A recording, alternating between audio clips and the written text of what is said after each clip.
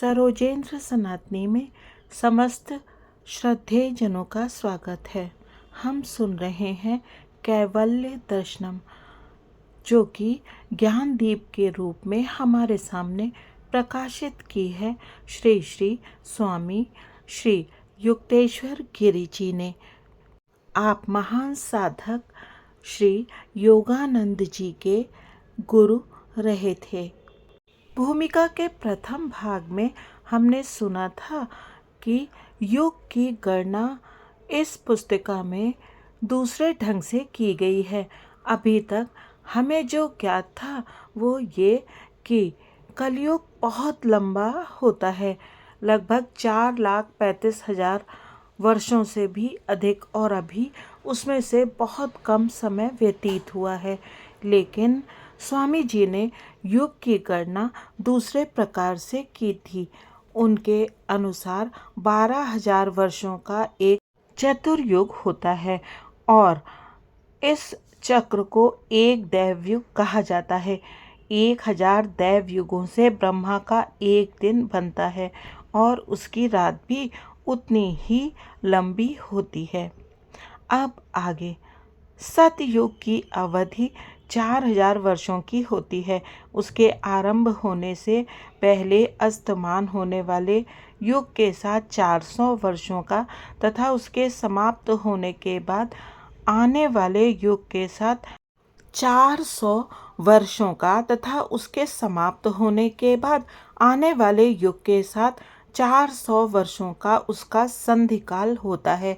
इस प्रकार सतयुग का वास्तविक काल 4800 वर्षों का होता है। इसके बाद उत्तरोत्तर आने वाले युगों की एवं युग संधियों की अवधि के निर्धारण के लिए यह नियम है कि 1000 वर्षों की संख्या से और 100 वर्षों की संख्या में भी एक का आंकड़ा कम कर दिया जाए। इस नियम के अनुसार त्रेता युग की अवधि 3000 वर्ष एवं आरंभ तथा अंत में उसका संधिकाल 300 वर्ष का होगा, अर्थात त्रेता युग की अवधि 3600 वर्ष की होगी। अतः द्वापर युग की अवधि 2000 वर्ष है और दोनों सिरों का 200 वर्षों का संधिकाल मिलाकर वह 2400 वर्ष का हो जाता है। अंत में कलयुग 1000 वर्षों का होता है और 100 वर्षों का संधिकाल मिलाकर वह 1200 वर्षों का हो जाता है। इस प्रकार इन 4 युगों की अवधियों का कुल योग 12,000 वर्ष होता है, जो एक दैवयुग कहलाता है। ऐसे दैवयुगों की एक जोड़ी से अर्थात 24,000 वर्षों से युग चक्र की एक आवृत्ति पूरी होती है। ईसा पूर्व सन 11,501 में जब शारदीय विषुव मेष राशि के प्रथम बिंदु पर था, तब सूर्य का अपने परिक्रमा मार्ग में महाकेंद्र के सबसे निकट बिंदु से सबसे दूरस्थ बिंदु की ओर भ्रमण शुरू हुआ और उसी के साथ मानव की बुद्धि क्षीण होने लगी। सूर्य को अपने परिक्रमा पथ का 4/20वां हिस्सा अर्थात सतयुग का काल तय करने में जो 4800 वर्षों का समय लगा, उस अवधि में मानव की बुद्धि ने आध्यात्मिक ज्ञान को समझने की अपनी क्षमता पूरी तरह से खो दी। सतयुग के पश्चात आए अधोगामी त्रेता युग के 3600 वर्षों में सूर्य का भ्रमण जब पूरा हुआ, तब मानव की बुद्धि धीरे धीरे दिव्य चुंबक शक्तियों के ज्ञान को समझ पाने में अक्षम होती गई और अंततः उसने वह क्षमता पूरी तरह खो दी। अगले 2400 वर्षों में जब सूर्य अधोगामी द्वापर युग से गुजर चुका, तो मानव की बुद्धि विद्युत शक्तियों और उनके गुणों को समझने में असमर्थ हो गई। अगले 1200 वर्षों में सूर्य का भ्रमण अधोगामी कलयुग में हुआ और वह अपने परिक्रमा पथ में महाकेंद्र से सबसे दूरस्थ बिंदु पर पहुंच गया। शारदीय विषुव बिंदु तुला राशि में आ गया था। मानव की बुद्धि इतनी क्षीण हो चुकी थी कि जड़ भौतिक जगत से परे कुछ भी समझ पाने की क्षमता उसमें नहीं रही। इस प्रकार ईस्वी सन 500 का काल कलयुग का और 24,000 वर्ष के पूरे युग चक्र का सबसे अंधकारमय काल था। और सचमुच इतिहास भी भारत के ऋषियों की इस प्राचीन काल गणना की सटीकता को सिद्ध करता है। इतिहास साक्षी है कि इस काल में सभी देशों में व्यापक अज्ञान और दुख दैन्य फैला हुआ था। ईस्वी सन 499 से सूर्य महाकेंद्र की ओर बढ़ने लगा और मानव की बुद्धि धीरे धीरे विकसित होने लगी। इस ऊर्ध्वगामी कलयुग के 1100 वर्षों में अर्थात ईस्वी सन 1599 तक मानव बुद्धि इतनी जड़ थी कि उसे विद्युत शक्तियों का अर्थात सूक्ष्म भूतों का कोई आकलन नहीं हो रहा था। राजनीतिक स्तर पर भी साधारण तौर पर किसी राज्य में शांति नहीं थी। इस काल के बाद जब कलयुग और उत्तरवर्ती द्वापर युग के बीच का 100 वर्षों का संधि काल शुरू हुआ तो लोगों को सूक्ष्म तत्वों की या विद्युत शक्तियों के गुणों की अर्थात पंच तन्मात्राओं की पहचान होने लगी। राजनीतिक स्तर पर भी शांति स्थापित होने लगी। ईस्वी सन 1600 के लगभग विलियम गिलबर्ट ने चुंबकीय शक्तियों को पहचाना और देखा कि सभी जड़ पदार्थों में विद्युत शक्ति विद्यमान है। सन 1609 में केपलर ने खगोल विज्ञान के महत्वपूर्ण नियमों की खोज की और गैलीलियो ने टेलीस्कोप का आविष्कार किया। 1621 में हॉलैंड के ड्रेबल ने माइक्रोस्कोप का आविष्कार किया। लगभग 1670 के आसपास न्यूटन ने गुरुत्वाकर्षण नियम की खोज की। 1700 में थॉमस सेवरी ने पानी ऊपर खींचने के लिए स्टीम इंजन का प्रयोग किया। 20 साल बाद स्टीफन ग्रे ने मानव शरीर पर विद्युत शक्ति के परिणाम का पता लगाया। राजनीतिक जगत में आत्मसम्मान का भाव जागा और अनेक प्रकार से सभ्यता विकसित हुई। इंग्लैंड स्कॉटलैंड के साथ मिलकर एक शक्तिशाली राज्य बन गया। नेपोलियन बोनापार्ट ने दक्षिण यूरोप में अपनी नई न्याय संहिता लागू की। अमेरिका स्वतंत्र हो गया। यूरोप के अनेक हिस्सों में शांति स्थापित हो गई। विज्ञान की प्रगति के साथ विश्व भर में रेलवे और टेलीग्राफिक तारों का जाल बिछ गया। सूक्ष्म पदार्थों की रचना का स्पष्ट आकलन तो नहीं हुआ था, परंतु तब भी स्टीम इंजनों, विद्युत यंत्रों एवं अनेक प्रकार के उपकरणों की सहायता से उनका उपयोग किया जाने लगा। सन 1899 में जब द्वापर युग की संधि के 200 वर्ष पूरे होंगे तब 2000 वर्षों का वास्तविक द्वापर युग शुरू होगा और वह मानव जाति को विद्युत शक्तियों का तथा उनके गुण धर्मों का पूर्ण ज्ञान प्रदान करेगा। सृष्टि का शासन चलाने वाले काल की महिमा ऐसी है, कोई मनुष्य काल के इस प्रभाव का उल्लंघन नहीं कर सकता सिवाय उसके जो प्रकृति की दिव्य देन शुद्ध प्रेम से ओत प्रोत होकर ईश्वर तुल्य बन जाता है। प्रणव की पवित्र धारा में शुद्ध होकर वह ईश्वर के साम्राज्य का ज्ञान प्राप्त कर लेता है।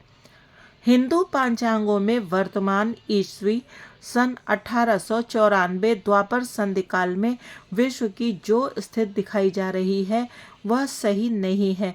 पांचांग तैयार करने वाले और काल गणना करने वाले फलित ज्योतिषियों एवं गणित ज्योतिषियों की गणना पद्धतियों में अंधकार में कलयुग के कुछ संस्कृत पंडितों जैसे कल्लुक भट्ट की गलत टिप्पणियों एवं भाष्यों के कारण भूल आ गई है और वे अब यह मानते हैं कि कलयुग 4,32,000 वर्षों का होता है, जिसमें से 4,994 ईस्वी सन 1894 में बीत चुके हैं तथा 4,27,006 वर्ष अभी शेष हैं।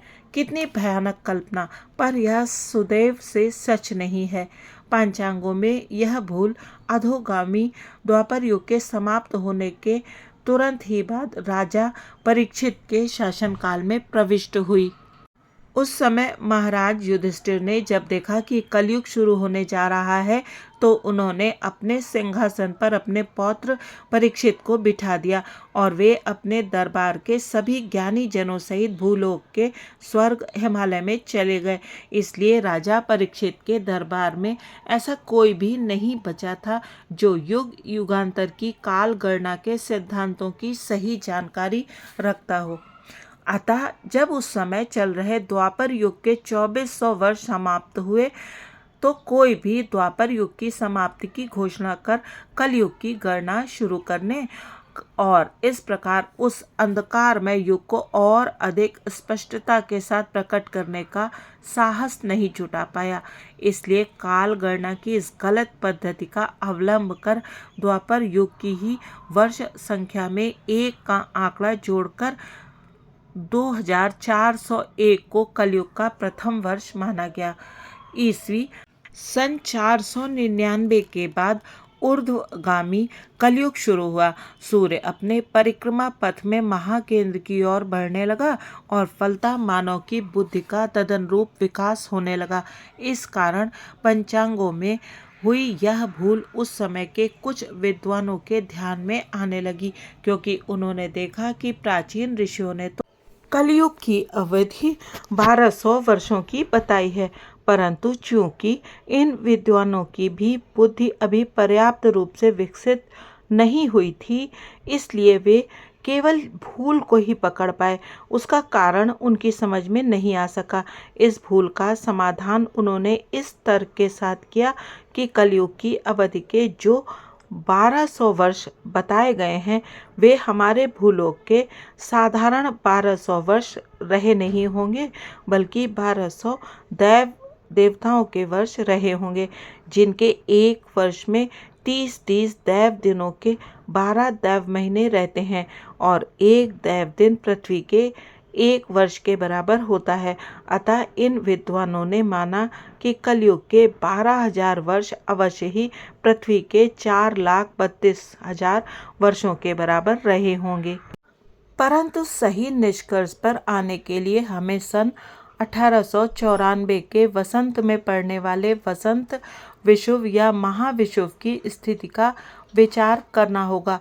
खगोल विज्ञान के ग्रंथों से पता चलता है कि महाविषुव अभी मेष राशि के प्रथम बिंदु रेवती नक्षत्र से 20 डिग्री 54-36 दूर है। इसके गणित से यह स्पष्ट हो जाता है कि जब मेष राशि के प्रथम बिंदु से महाविषुव दूर हटने लगा तब से अब तक 1394 वर्ष बीत गए हैं। 1394 में से ऊर्ध्वगामी कलयुग के 1200 वर्षों को निकाल दिया जाए तो यह स्पष्ट हो जाता है कि अब ऊर्ध्वगामी द्वापर युग के 194 वर्ष बीत चुके हैं। इस प्रकार पुराने पंचांगों में की गई भूल स्पष्ट रूप से सामने आ जाती है।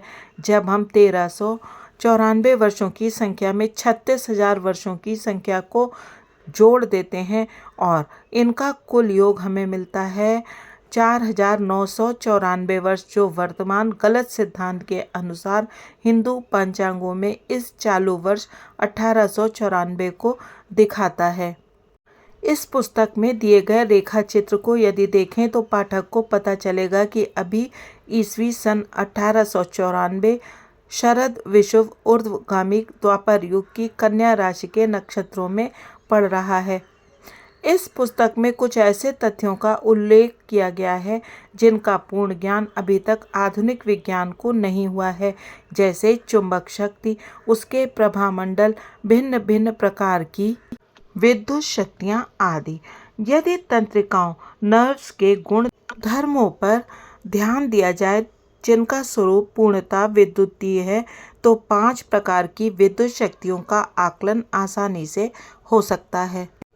पांचों संवेदी तंत्रिकाओं सेंसरी नर्व्स में से प्रत्येक तंत्रिका का कार्य अन्य 4 से भिन्न है और वह केवल उसी की विशेषता है। दृष्टि से संबंधित तंत्रिका ऑप्टिक नर्व केवल प्रकाश का ही वहन करती है। वह श्रवण से संबंधित तंत्रिका का या अन्य किसी तंत्रिका का कार्य नहीं करती। श्रवण से संबंधित तंत्रिका केवल ध्वनि का ही वहन करती है, किसी अन्य तंत्रिका का कार्य नहीं करती। यही बात अन्य सभी तंत्रिकाओं के साथ भी है।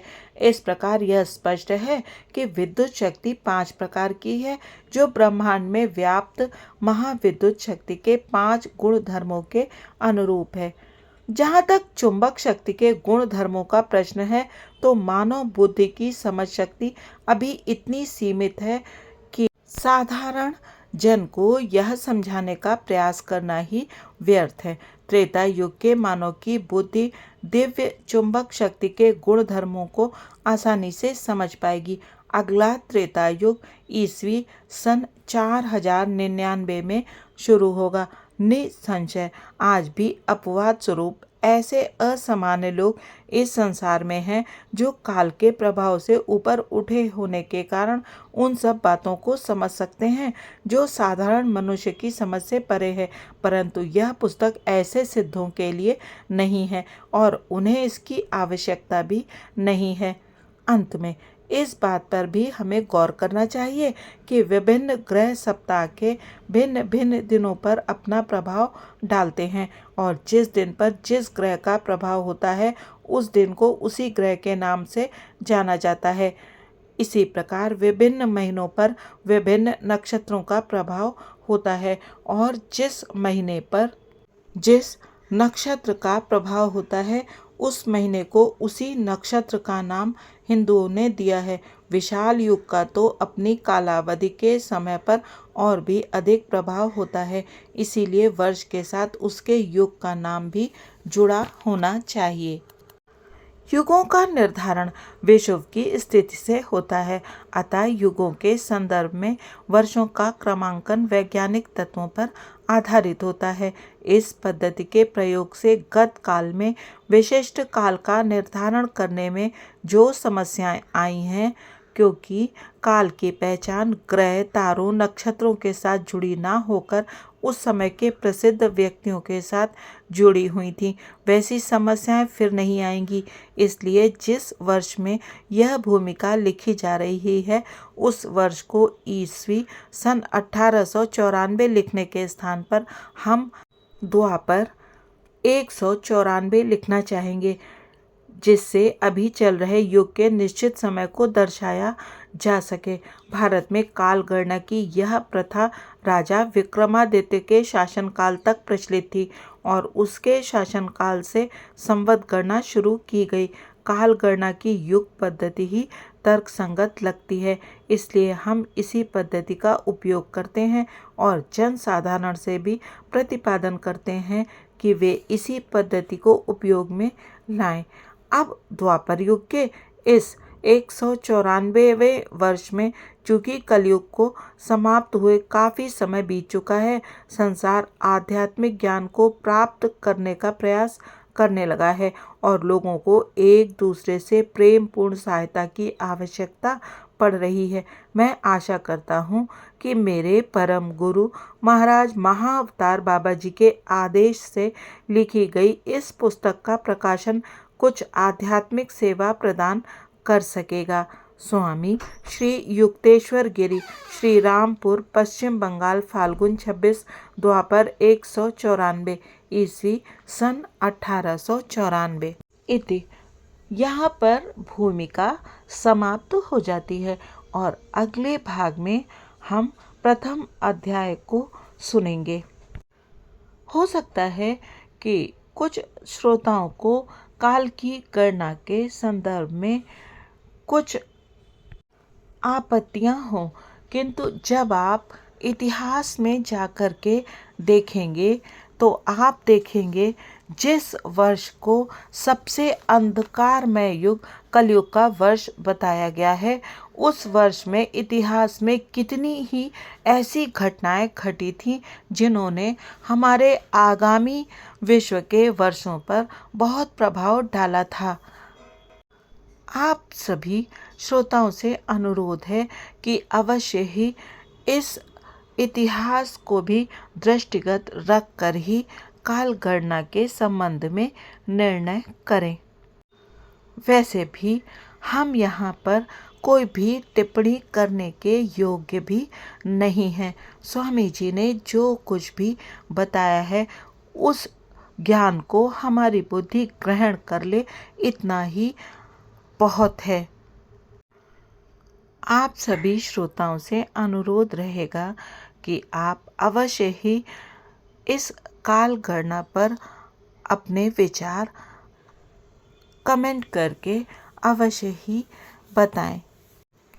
वीडियो देखने के लिए आप सभी का बहुत बहुत धन्यवाद। इस पुस्तक के अगले भाग में फिर मिलेंगे। तब तक जय सिया राम जी की।